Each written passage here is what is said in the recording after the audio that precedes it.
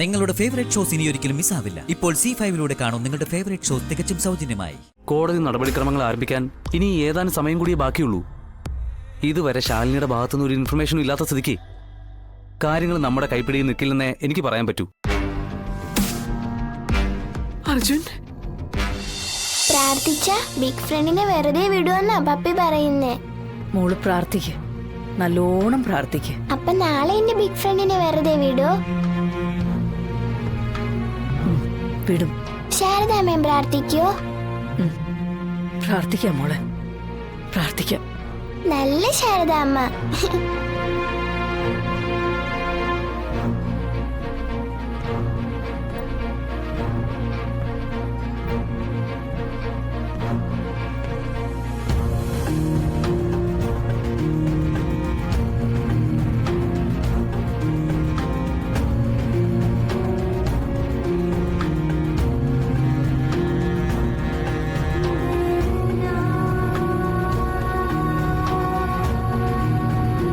ദേവി കാത്തോളേ.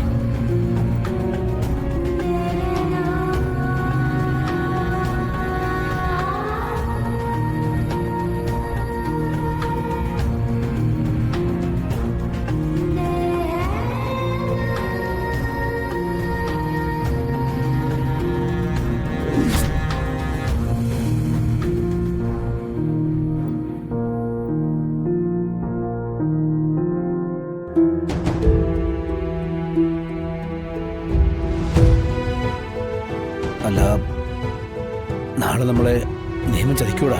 നിയമം ചതിക്കാൻ നോക്കിയാലും നമ്മൾ വിശ്വസിക്കുന്ന ഈശ്വരൻ നമ്മളെ ചതിക്കില്ല അച്ഛാ.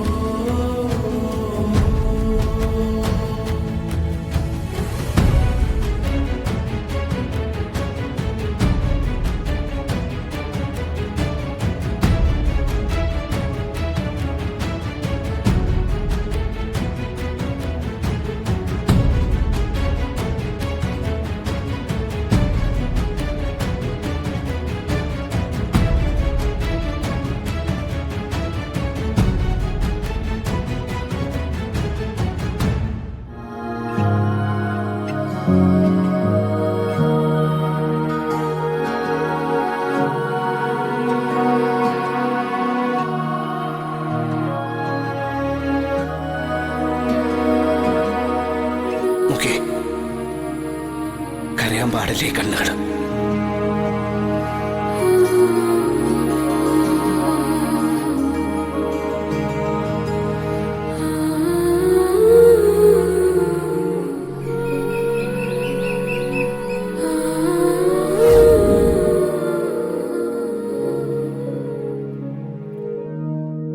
ദൈവങ്ങളായ ദൈവങ്ങളെ മുഴുവൻ വിളിച്ചിട്ടുണ്ട് ഞാൻ.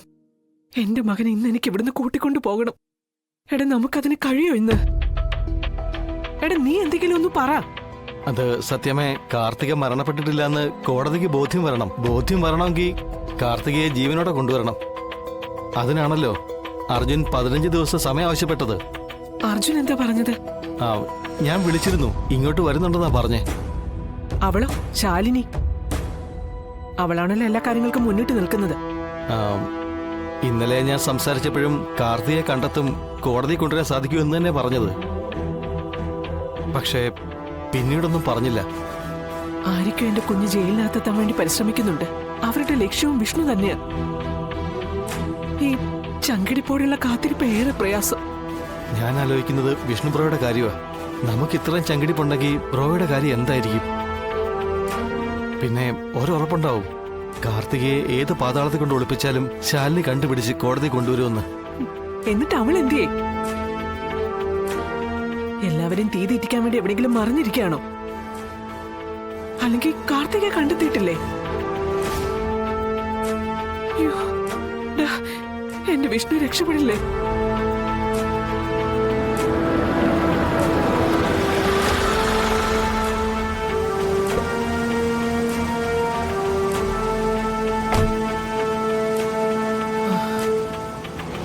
മോനെ അർജുൻ, എങ്ങനെയാണ് ഇന്നത്തെ കാര്യങ്ങളൊക്കെ?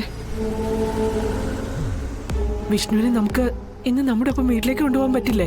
ഓ, അതൊക്കെ കൊണ്ടുപോകാൻ പറ്റും. പക്ഷേ നമ്മൾ പറഞ്ഞ പ്രകാരം കാർത്തിക മരിച്ചിട്ടില്ലെന്നും മരണപ്പെട്ടതും മറ്റേതോ പെൺകുട്ടിയാണെന്നും നമ്മൾ തെളിയിക്കണം. അതായത് കോടതിക്ക് മുന്നിൽ ജീവനോടെ കാർത്തികയെ കൊണ്ടുവന്ന് നിർത്തണം. അതിനിപ്പോ എന്ത് ചെയ്യാനാ നീ ഉദ്ദേശിക്കുന്നത്? നമ്മളിപ്പോ കോടതിയിൽ നിന്നും 15 ദിവസത്തെ സാവകാശമാണ് ചോദിച്ചിരുന്നത്. ആ, അതനുസരിച്ച് ഇന്ന് കാർത്തികയെ കോടതിയിൽ ഹാജരാക്കാൻ കോടതി അനുവദിക്കുകയും ചെയ്തു. ഞാൻ പറഞ്ഞതനുസരിച്ച് കോടതി മുറ്റത്ത് എത്തിയിട്ടുണ്ട്. ഇനി കാർത്തികയെ ഇവിടെ എത്തിക്കേണ്ട ചുമതല ശാലിനിക്കുള്ളതാണ്. ഇതുവരെ ശാലിനിയുടെ ഭാഗത്തു നിന്നും അനുകൂലമായ ഒരു റിപ്പോർട്ടും കിട്ടിയിട്ടില്ല. വിളിച്ചിട്ടാണെങ്കിൽ എടുക്കുന്നുമില്ല. കോടതി നടപടിക്രമങ്ങൾ ആരംഭിക്കാൻ ഇനി ഏതാനും സമയം കൂടിയേ ബാക്കിയുള്ളൂ. ഇതുവരെ ശാലിനിയുടെ ഭാഗത്തുനിന്ന് ഒരു ഇൻഫർമേഷനും ഇല്ലാത്ത സ്ഥിതിക്ക് കാര്യങ്ങൾ നമ്മുടെ കൈപ്പിടിയിൽ നിൽക്കില്ലെന്നേ എനിക്ക് പറയാൻ പറ്റൂ. അർജുൻ, സത്യാമ്മ സങ്കടപ്പെടാൻ വേണ്ടി പറഞ്ഞതല്ല, കാര്യങ്ങളുടെ സത്യാവസ്ഥ ബോധ്യമാവാൻ വേണ്ടി പറഞ്ഞതാ. ശാലിനി നേരത്തെ പ്ലാൻ ചെയ്ത പോലെ കാര്യങ്ങൾ നടന്ന ഞാൻ ഈസിയായി വിഷ്ണുവിനെ കേസിൽ നിന്ന് ഊരിത്തരാം. ആ ഒരു ഉറപ്പേ എനിക്കിപ്പോ സത്യാമ്മയ്ക്ക് തരാൻ പറ്റൂ.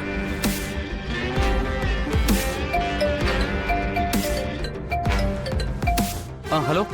ആ, ഞാനിവിടെ എത്തി. ഞാൻ അങ്ങോട്ട് കയറുവാ. ആ, എടാ രോഹിത് നമ്മുടെ വിഷ്ണു. അയ്യോ,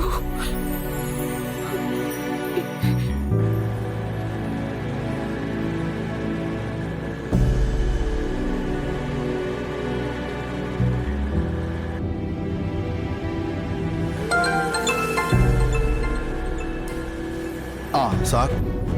ആ, എടോ, അവനെ ശ്രദ്ധിച്ചോണം. മരണപ്പെട്ട കാർത്തികയെ ഹാജരാക്കാൻ പറ്റില്ലെന്ന് അവന് തന്നെ അറിയാം. അതുകൊണ്ട് അവനവന്റെ തലതെറിച്ച സ്വഭാവങ്ങളും എടുത്ത് രക്ഷപ്പെടാൻ ശ്രമിച്ചാൽ ജോലി പോവേ. ഒന്ന് കരുതിയിരുന്നു. Okay sir, കരുതിയിരുന്നോളാം.